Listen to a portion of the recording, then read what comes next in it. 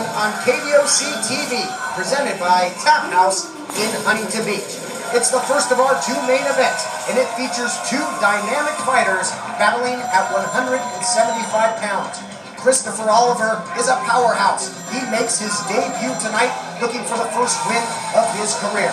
On the other side of the cage, Uribe, representing Total MMA, so you know he's going to have strong crowd support tonight.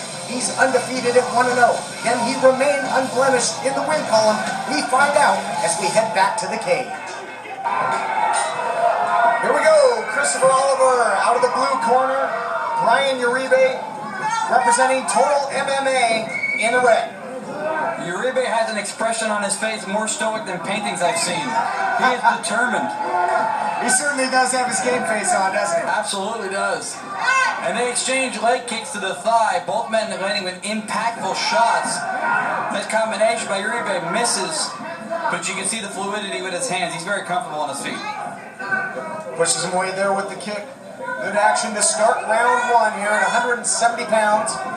Leg kick attempt. Oh. Uribe now changes levels, looking for the takedown. Going for the double, he's got his head on the outside. That's where it needs to be. He's just got to watch the guillotine. Oliver up against the cage, though, trying to now he's going to try to run the pike, see if he can get that takedown.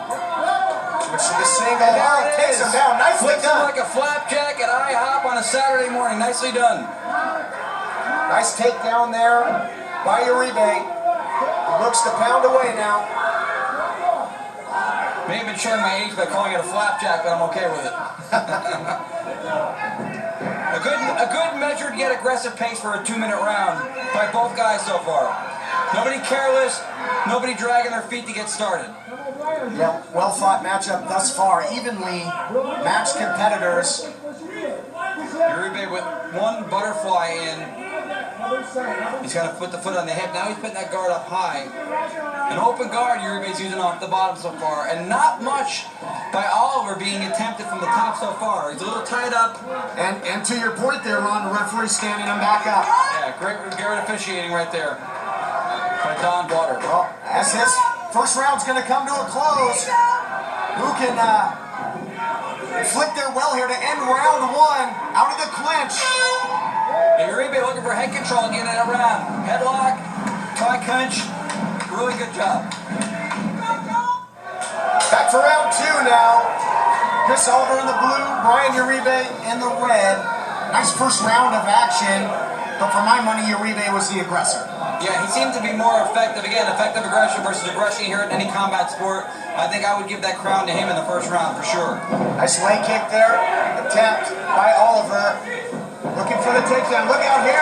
Great transition from a shot to a takedown from the side, and now he's working for the back control. Now he's in a close guard. Good guard recovery. Nice work here by both men looking for the arm bar. Very smooth off of his back. And now transitions to the leg lock attempt here. Oh, nice work by Uribe. Oliver doing his best to defend it here, Rob. What he's doing to Oliver right now is he's making him react instead of being proactive, and he doesn't get a chance to think, to implement a game plan. He's having to counter everything.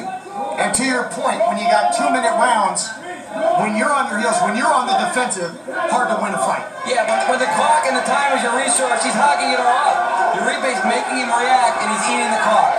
He's got the leg lock here again in amateur MMA. It cannot be a twisting leg lock. Now looking for the arm, trying to unclasp those arms. So good work, but Oliver able to get out of there now, pounding away. He's had enough, and he wants to battle back into this one. Nothing in life or MMA is free. Oliver now looking to make it pay. Absolutely. Into the closed guard now of Uribe. Oliver trying to posture up and strike. That's why the effective active guard of Uribe is so important. As soon as he shuts down and just holds in his guard, you see Oliver come alive with strikes. Oliver trying to pass, and he does now in a side control. Boy, these rounds go fast, fast and furious, isn't it? It really is. As soon as you let Oliver go on the offensive, he does just that. Round two comes to an end. We'll be back for the final round right after this. Round three, third and final round, and this has been a even when two hungry young fighters really letting it fly out there, Ron. If I had to file a complaint on this fight, it would be there aren't 2 more rounds. Because I'm enjoying watching both of these guys perform. Leg kick again by Oliver. Uribe tried to drop levels again in the takedown. Both men got to stand to start the 3rd round. What do you give the edge to in the standing game? It's interesting, at one point it looks like Uribe, and then counter shots by Oliver, and that makes me change my mind. Uribe has been successful with the takedowns in this fight, tries to finish this one, but Oliver trying to defend. Uribe with several submission attempts in the 2nd round. The one thing Uribe's moved away from a little bit in the 3rd round is pressure. He's reacting a little bit more now, allowing Oliver in the fight. When he was applying non-stop pressure, he stayed in control. Good point. They really got to let it fly here in round 3. The referee is going to want to see him press the action. Only 2 minutes to work with here, less than that now, obviously. Don Barter watching very closely as now Oliver's back taken by Uribe. That's not good if you're Oliver. And the hooks are in there for Uribe, but Oliver tucking his head, not leaving his neck open for the rear naked choke. And this is where those little hooks from the side start peppering him up. You make him react to other things. You set up the submission. Right, but Uribe hasn't been doing that, though, just really trying to get in position. It's hard to see from his vantage point. If he is under the chin, you can sometimes get pressure on the jawline and not get under the neck and still get the submission. The jaw pressure worse than the choke often. Well, it doesn't look like he's going to be able to finish him by submission, as we are once again going to go to the judges' scorecards when we return to Get Down 1.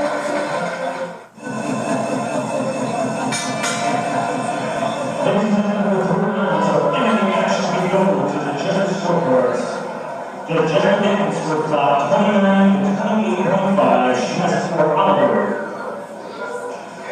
Judge Stephen Davis was about 29-28.5, shots for Uribe. And Judge Don Howard was about 28.5 to 28.5. This one was a super. Both guys really went out there and left it all in the cage. It's a draw. You know what? With the effort that these two fighters put out there, you know, I like that there's not a loser in this fight. Obviously, you want to see a winner, but in this case, I think both guys really deserve to win this fight. Yeah. 2 things: the crowd always feels like they've seen a winner. Sometimes it's the contingent that came behind one of the fighters. 2, you heard the implementation all night, and this fight had made a difference of the half-point system.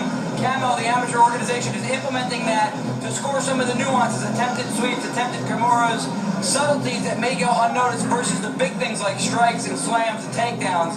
And those things, those half points, are factoring in at the end of a fight. There you have it. Nice analysis there, Ron. And yes, we have ourselves a draw between Oliver and Uribe. And still to come, our main event title on the line, Daniel Garcia, David Duran at 135 pounds, gold on the line in our main event.